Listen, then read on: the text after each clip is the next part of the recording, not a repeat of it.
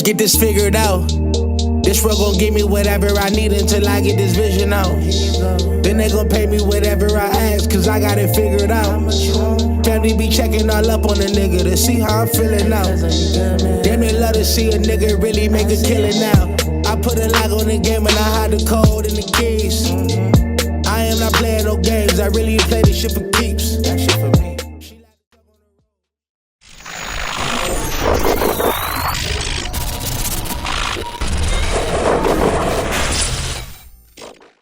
MaddenHeadz YouTube, what's going on?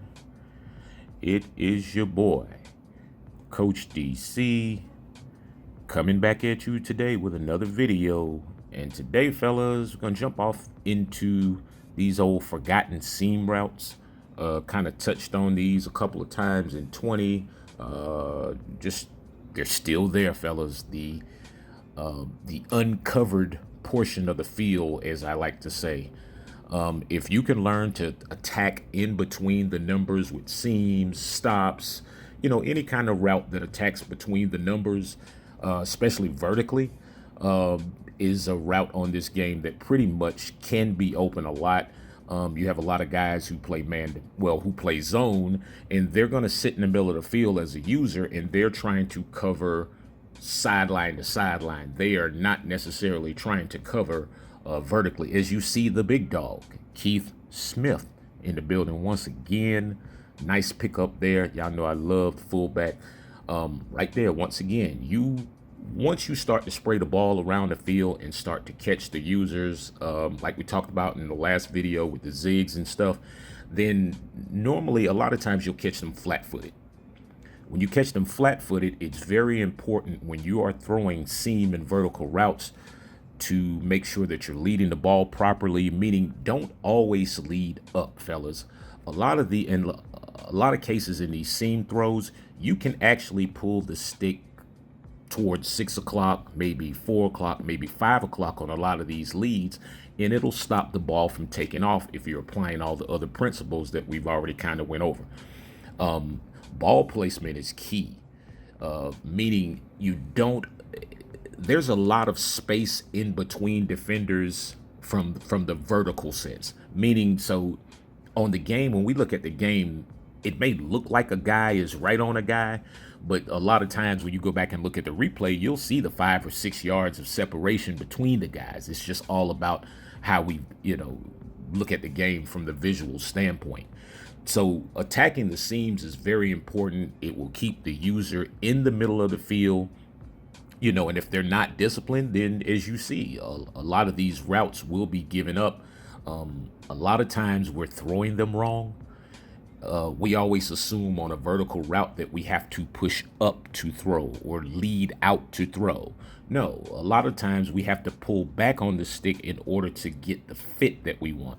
Now, you're going to throw for situations. So as you see here on this stick route, which is another one of my favorite routes, once I get the advantage, there's no sense in me pulling back to throw because I'm on top of the defender. When you're on top of the defender and there's not another defender waiting in the wings over the top, then yeah, you can give it a little bit of lead, in order to clear that underneath guy. But in a lot of cases, I see a lot of guys trying to force the ball over defenders who are already over the top in coverage. And that is a recipe for disaster. Right there, as you see, a little bit of maneuvering. That's probably one of my favorite catches I've made on 21. I love that catch. It was a good little video game type stem action, to get myself in position. And so a lot of this stuff, as you'll see here, watch the safety. The safety plays back there, that room right there, that space. You don't always have to necessarily wait until the completion of the route to throw it. Throw it when he's open. You see him, hit him, anticipate it. Hook curls are going to run out, meaning the hook curls are always going to stop. You can also attack in between the numbers from the outside with a lot of those, post routes, those little double move kind of routes that cut out and come back inside from the tight formation are also good.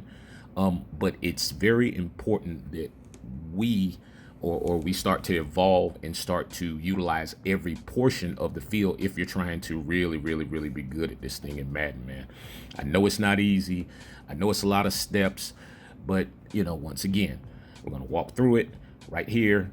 I see the defender playing me outside. So what I do is I'm going to throw it down and in, meaning that was more of a 6 o'clock, maybe even a 5 o'clock-ish kind of throw. What's also important is that you throw out of the breaks. So watch the break occur. The break is going to happen right there. I'm actually throwing him to the break, throwing it underneath, clicking on, making sure that I am trying to beat the defender to the spot.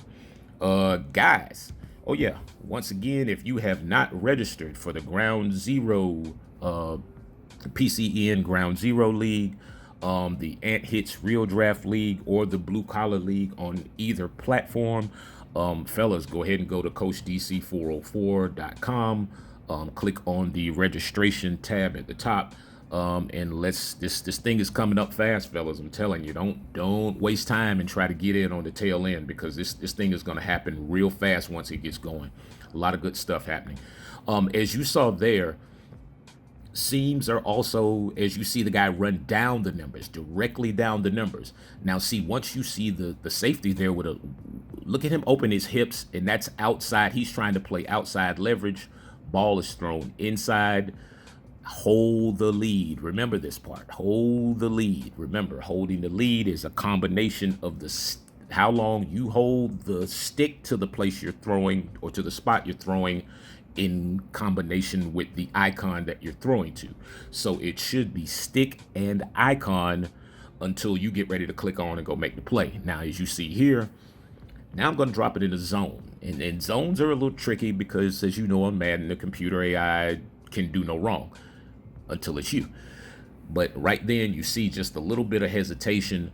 Lead held pretty good. And the ball basically drops right in between at least four different guys. And so as you see the throw, you guys have to understand these hook curls, once they're facing, the hook curls have a shelf life, meaning they're going to extend only so far, and they're only going to do so much. I know sometimes you might throw it, sometimes the guy jumps, sometimes he stands there, but as you see right there, that is lovely, right? I mean, you couldn't throw a better pass right in the center. And so even on, I would even say in man-to-man routes, if a guy is manning the guy up, there's a way to make the throw to get the guy turned around. So now if you want to know that, then you're going to have to come to CoachDC404.com, schedule a session, and we can get at that, because I can definitely show you how that's done.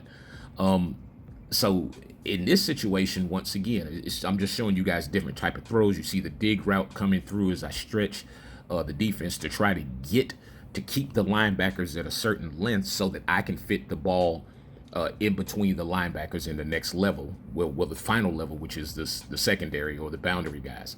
So as you see, the ball is thrown. It's a pull back throw. When you guys are throwing seams, again, if there is an over the top defender and you're trying to fit it into a spot, start to pull back on your leads as opposed to push forward. Meaning you want to go ahead and start leading at 4 o'clock, 5 o'clock, 6 o'clock. A lot of these leads, look at that. That's a 6 o'clock lead. All that is just stopping, making sure I get a hold to the tight end and turn them around. Even in man-to-man situation, it is very, very, very possible to turn the guy around. As you're just sitting here watching me go through a series of throws. And they're all the same thing. It's just a matter of making the proper throw, getting the click on, and coming back for the football. Simple. Or at least it sounds that way. But yeah, you guys, we got to learn how to start attacking the seams. We have to start to learn how to attack matchups and understand the advantages you have in some of these matchups. A lot of you guys are hesitant to make throws. Probably, and I understand, because you don't know how to exactly make the throw. But as you see, oh, man, I'm tripping. I tell y'all what, man. I want you guys to really, really, really, really, really lock down on your health, man. Especially you guys who are up there in age. Make sure you guys are doing all the things that it takes right now to keep going, man. Because this thing is crazy out here. As you see Evan Ingram take him in, take Bush inside, get the position. Now watch, I am going to actually go into him to maneuver to try to get position for the throw. The ball is thrown on my back shoulder. So watch me come into him, body him up a little bit, use the bigger frame. He can't see the balls in his blind spot. Touchdown. Yeah. So, man, appreciate each and every one of you guys, man. Y'all know what it is. Hit me up, CoachDC404.com. Register. Get busy, baby. I am out of here.